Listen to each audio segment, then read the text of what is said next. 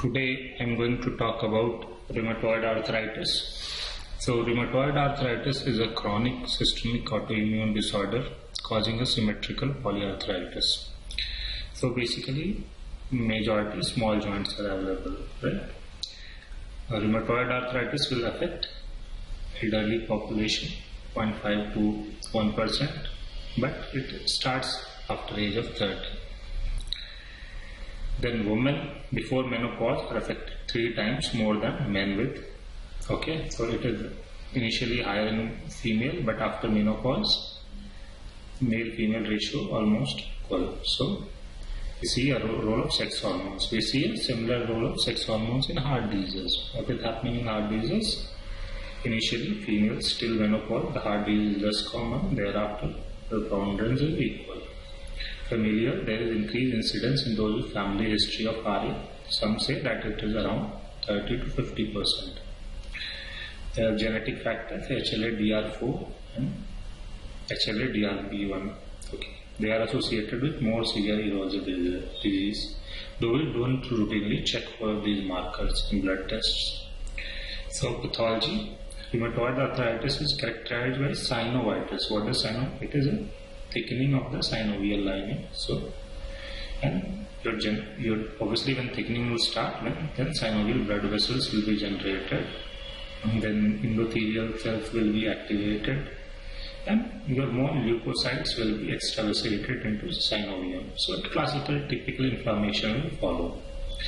So, it's an inflammatory arthritis. I will discuss its significance in clinical features. Then synovium will proliferate, grow out over the surface of cartilage and produce a tumor-like mass called pannus, and which will eventually destroy the articular cartilage and subchondral bone. So it's an erosive arthritis, right? This is important.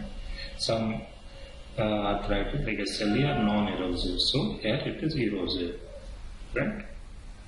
So it is inflammatory as well as erosive. So you can see pannus formation here.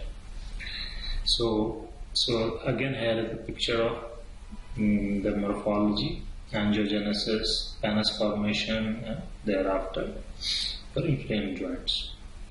So now let us come to clinical features. So since it's an inflammatory arthritis, so it will have early morning stiffness lasting more than 30 minutes, right?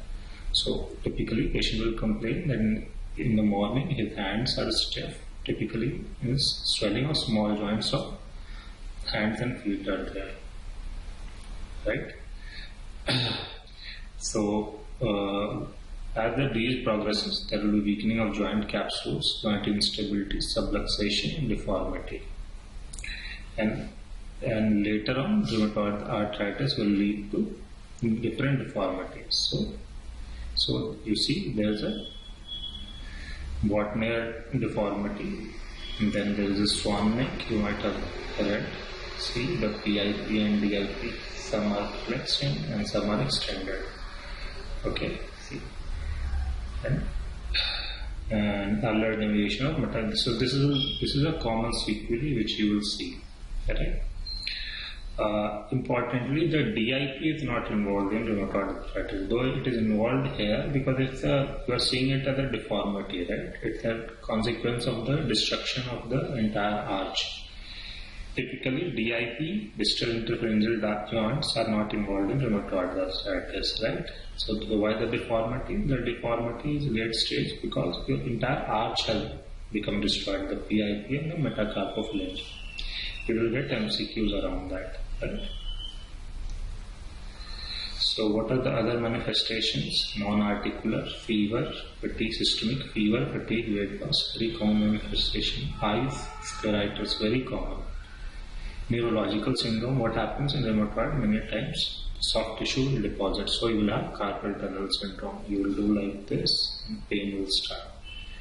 Atlantoaxial subluxation, so what will happen is near cervical subluxations, in cervical area, the atlantoaxial subluxation is pretty linear. That is why when you intubate rheumatoid arthritis patients, you have to provide a collar. Otherwise, you may risk of cervical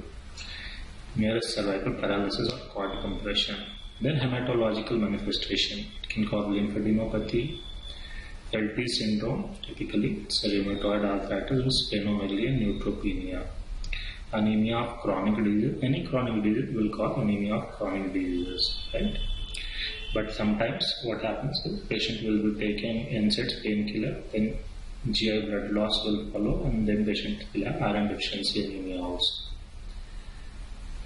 Pulmonary manifestation, pleural effusion is pretty common for lung fibrosis. And you have rheumatoid nodules or rheumatoid pneumoconiosis. So you can see, right, all connective tissue diseases, this rheumatoid arthritis is a multi-system disease. Heart and peripheral vessels, pericarditis, pericardial effusion, Raynaud's syndrome, right? Vasculitis, leg ulcers, nail fold infarcts. Again, the vessels are also inflamed, so you will have the supply of blood will be reduced, so you have ulcers, infarcts, gangrene, and kidney amyloidosis.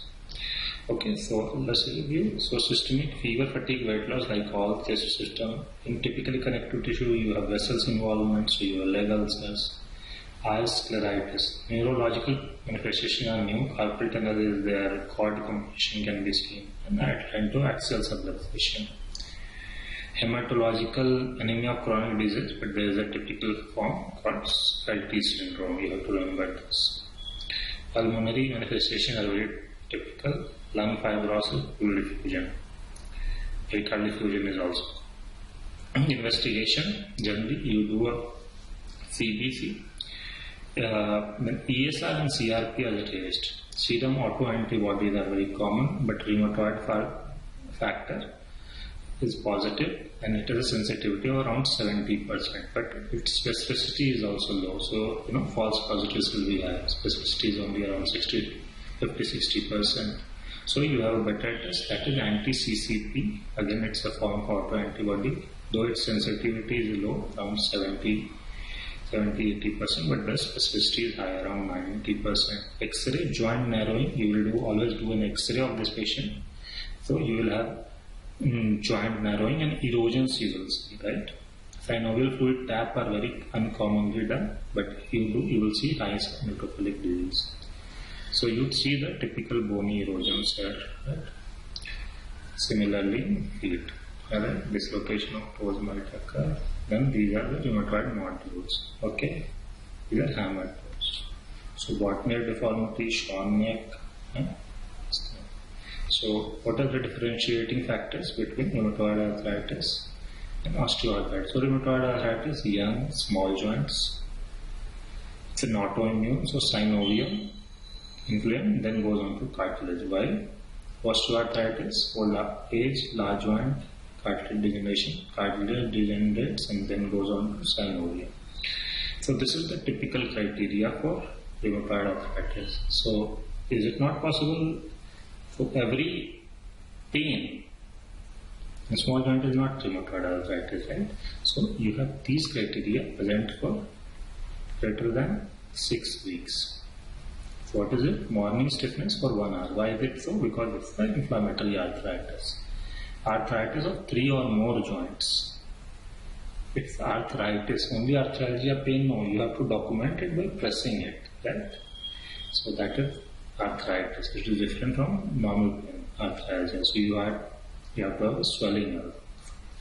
Then arthritis should be typically of hand, joint and feet. Symmetry should be symmetrical, subcutaneous nodules, a positive serum rheumatoid factor, and typical, if you get an X-ray, typical radiological changes, erosion and particular osteopenia.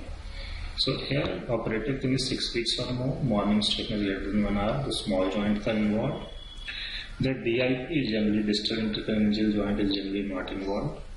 If sequelae you can find nodules or deformity, but that is not really needed. You can get an RA factor on anti-CCP and you should get a typical baseline radiological changes.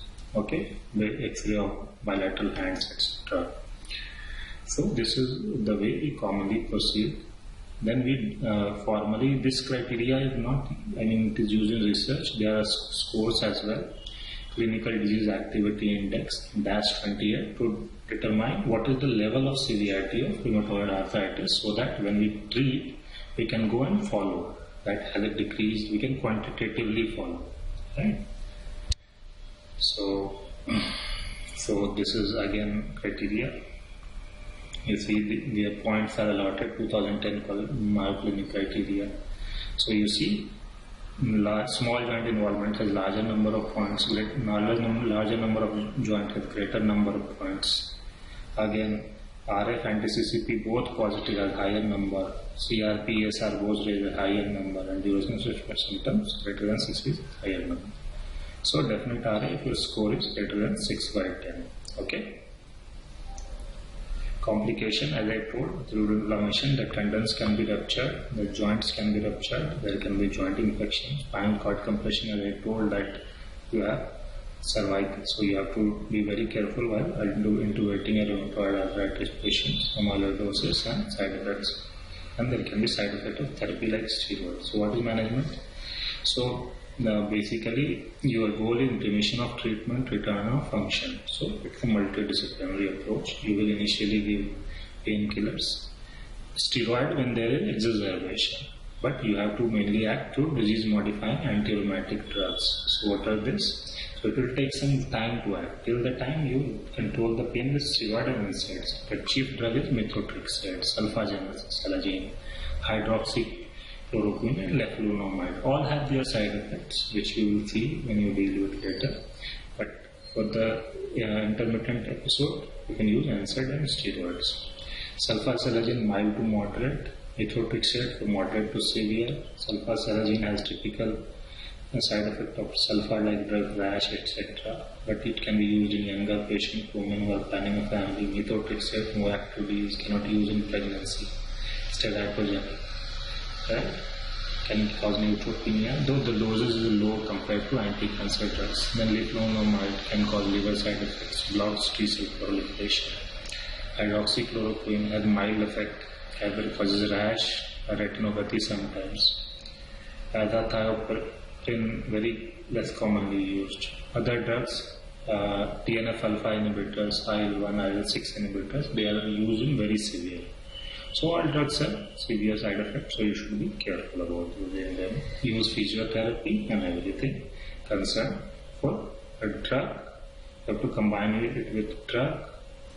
Physiotherapy, functional capacity you have to get back, you have to regularly monitor with the CDAI, SBAI. Okay.